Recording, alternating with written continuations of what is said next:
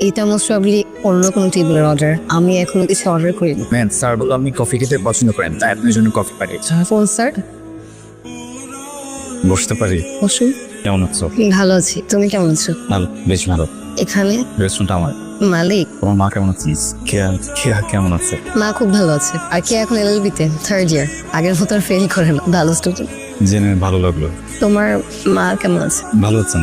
তুমি তো জানো আমার একটা ইচ্ছা ছিল মাকে ঢাকায় নিয়ে আসবো, একসাথে থাকবো। ওই ইচ্ছাটা পূরণ হচ্ছে, তুমি আমার সাথে থাকো। জেনে ভালো লাগলো যে তোমার ইচ্ছে পূরণ হচ্ছে। তবে আমি খুব অবাক হলাম যে তোমার মনে আছে যে আমার কফি পছন্দ। মস্তিষ্ক এমন একটা বিষয়, সে অনেক দরকারি জিনিস ভুলিয়ে দিতে পারে, আবার অনেক কিছু ভুলতে চাইলেও ভুলা যায়। আমার মস্তিষ্ক তার ইচ্ছার মালিক, সেই সুবাদে মনে হচ্ছে। হাসছো কেন? তুমি এখনো ঘড়ি উল্টো পড়ো? তোমার টিপটাও কিন্তু জায়গা মতো পড়েনি। সময় কিভাবে কেটে যায় তাই না বলো? জীবন সুন্দর, সময় বদলায়, শুধু স্মৃতিগুলো রয়ে যায়। কিন্তু একজন মানুষ নিজের প্রতিভা কিভাবে নষ্ট করে সেটা একটা জলজান্ত উদাহরণ হচ্ছে তুমি। আর তুমি না পুরো ছাত্রী সমাজকে কলুষিত করছো। আমি কি ঠিক করেছি স্যার জানেন?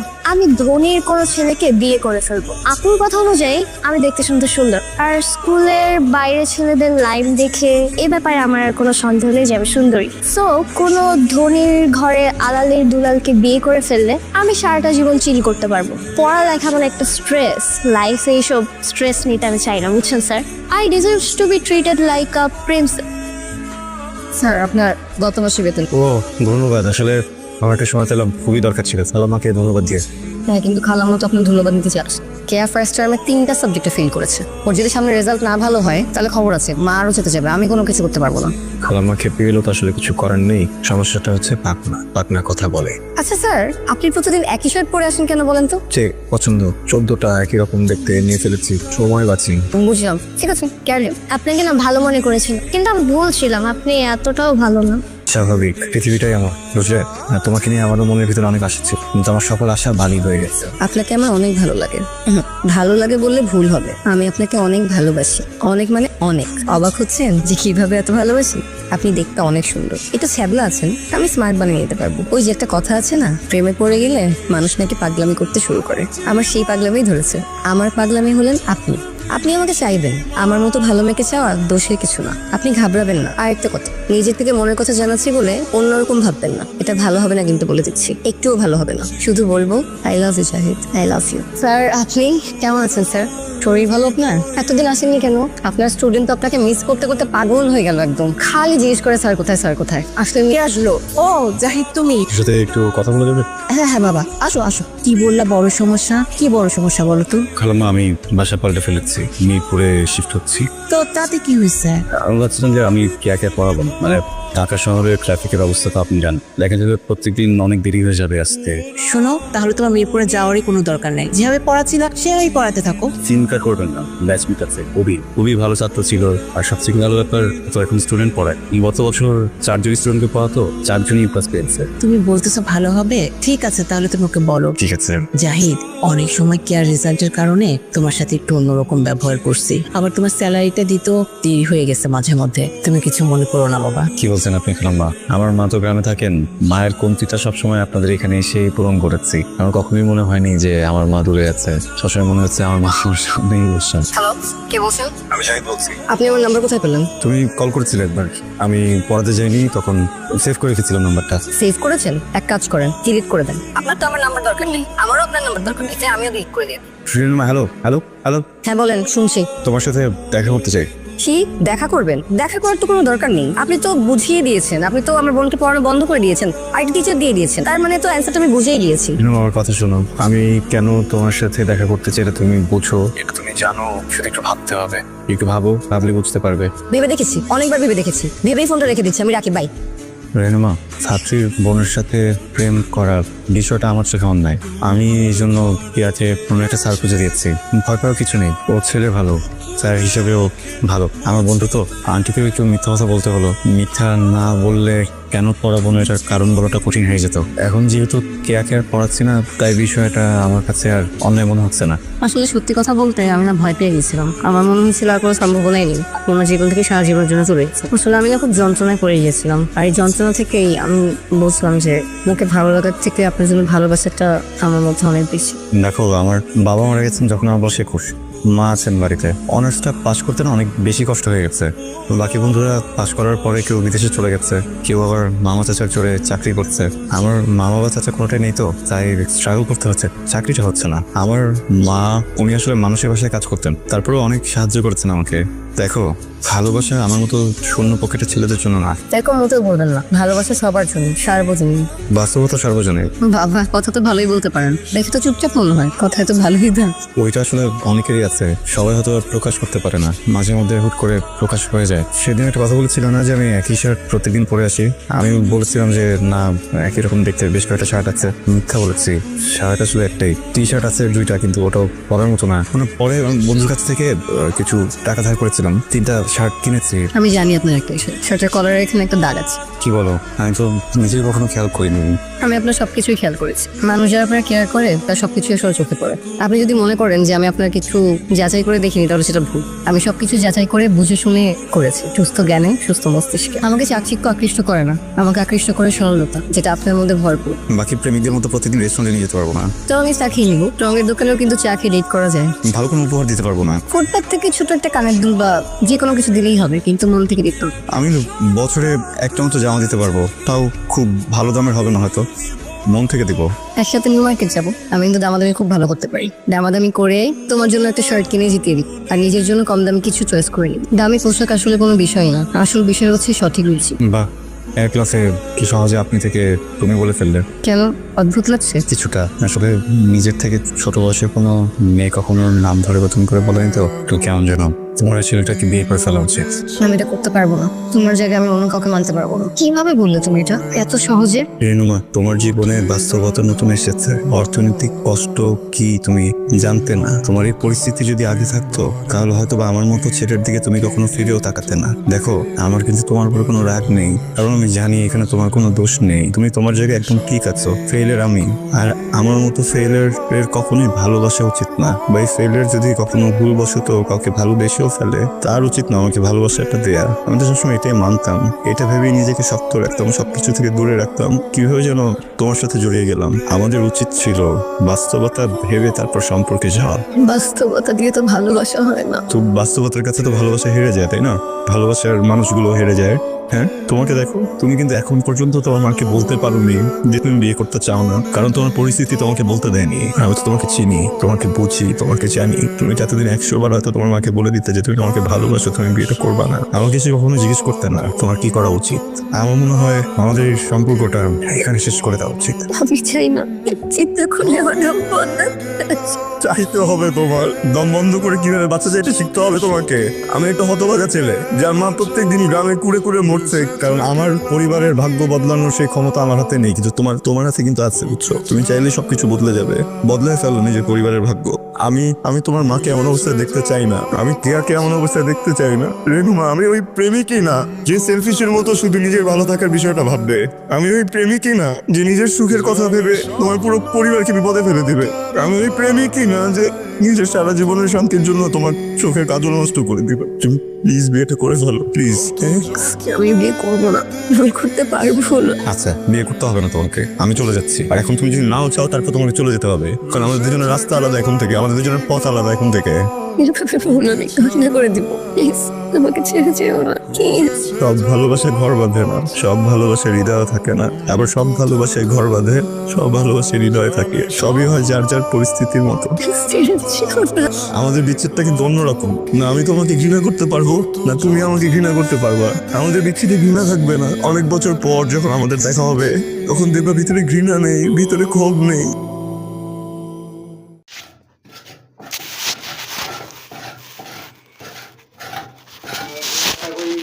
আবার একটা ওই গাদি নেবে না না আমার ঘরে সাইড দিয়ে দেয় ওর মধ্যে পাই না আরো পাইছি যেদিন করে বালু বস করে দিন ওই গাদনো 20 টাকা ভাই 20 টাকা 30 টাকা 20 টাকা 50 টাকা নিয়েছে এই দেখি তোর বহুত 20 টাকা আমার 50 টাকা এই তোর টাকা না পানি আবার ফ্রি পাকান পানি দিয়ে কেন ওখান আরে এগুলো তো বালামে টান দেন না রে বাবু রে টান দেবে না বাবু রে সব বস্তা গুলো টানিয়ে এলে তো তাই কোথাও না রে বাবা না রে বাবা হাত এই বাড়ার বাবু হ্যাঁ গেছি ওরা নাই জানে আবাল দাবাল কই না খাড়া হয়ে যাবে তো জানো ভাই দেখো সেলি এত মাঙ্গল সাউকে ঝাল ডাল সব এতে নষ্ট এইগুলো নামেও দেয় না এই সাউকে মানি হচ্ছে এই দামে এই মালপাতি সদস্য নামে দেবো দরকার তাহলে বারবার তুলবো না কামের কি ও নাম মো তোর নামে দিতে সমস্যা নাই উমারে তো তুলা না তুলি আর নেওয়া তো সমস্যা দিলুম দিলুম আর কি ভাবে বালুন আরে এলে নকো ফেলে দিলে ফিরলে এলে টাকা না নেই নষ্ট হয়ে যাবে না হ্যাঁ তান দুনিয়ার কাহিনী এই পুরো ভান ফেল দাও যায় পুরো ভান ফেল দাও তো ধুম ভাঙি গেল দিয়ে যদি ভাঙি কোতাল ডেরা তোটে না এনে মুই কি করেন দে ফেল দিব কেন ওয়াইনিশন নাই হয়তো না পারে না কইছে না হবে ঠিক আছে কাল এনে দুগেন বাসের ডেরা এখন হাতুড়ির ডেরা নাগাই যে কত রাই দেখি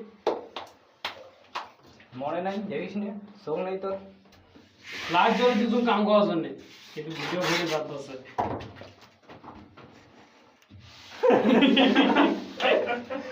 ও ভিডিও করতেছ রে আরে না ওটার কাজ আছে ওই ভিডিও ফুটেজ দিয়ে ইয়ে করে নেবে মুভি আপলোড করে নেবে খারাপ কথা বলে বলো শোকে ওটা সাউন্ড রিমুভ করে দেবো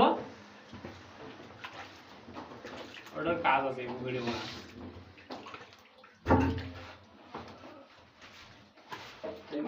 গাড়ি করলাম ও সাথী বুঝো না কি আগাও সেল্লাস খেললেস না সেল্লাস নিয়ে রে গাড়ি না আটকে গেছে রে ভাই ওটাই বললাম পানি দিয়ে পানি দাও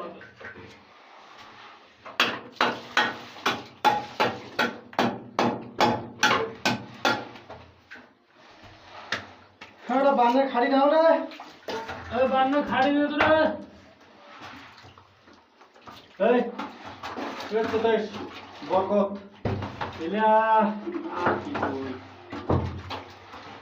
এই এলে একেবারে নষ্ট হয়ে গেছে ভাই নতুন সিমেন্ট দেন আরে সিমেন্ট দিয়ে না সিমেন্ট দিব মগে বাবু সিমেন্ট গোলা বানাতে যা করনি তাই করবি এ বাবা সিমেন্ট দে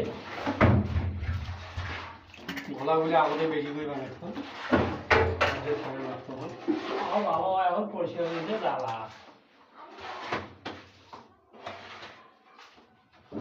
সিমেন্ট আর সিমেন্ট আমার বালতিটা নামে দিয়ে অল্প না বানিয়ে দেবো আরে লে তুই সিমেন্ট নিয়ে এলো পানি করে বাবুরে বাবুরে তুই পানি এলো শুকিয়ে আনবে কি রে মোলা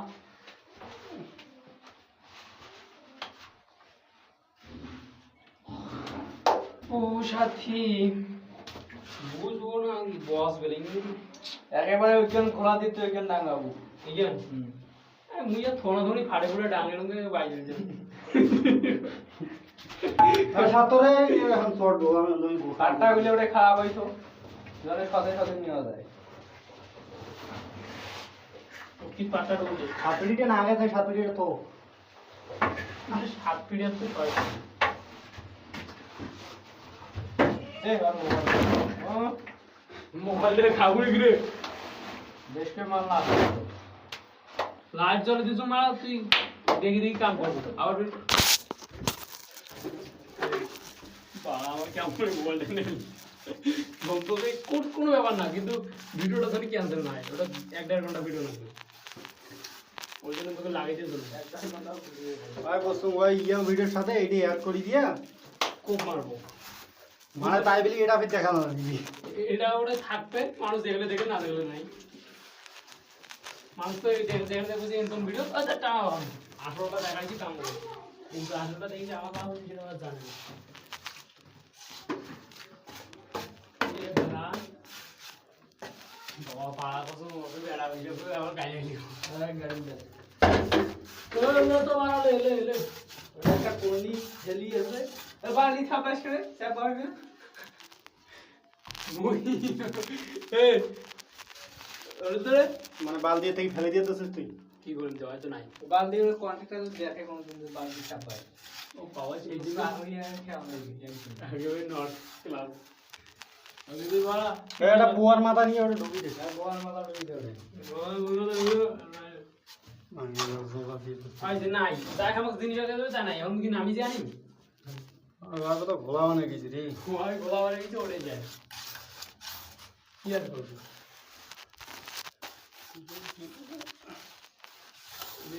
দুইটা নিয়ে কামড় আসছে না তোমার তোমার জীবন শেষ এই যে বড় মার খাইছি ভালো ঢাল ঘাড়ি দিয়ে তখন তাপমাত্রা অতিরিক্ত ভালো হয়েছে তাই ঠিক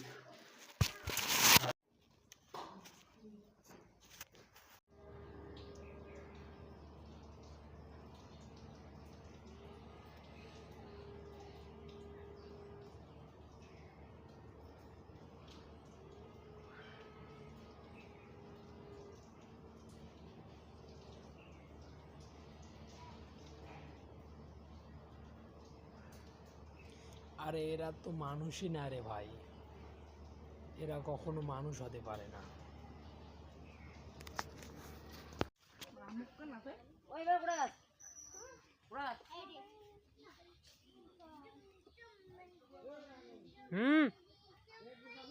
ওখানে ভিডিও চলতেছে ভিডিও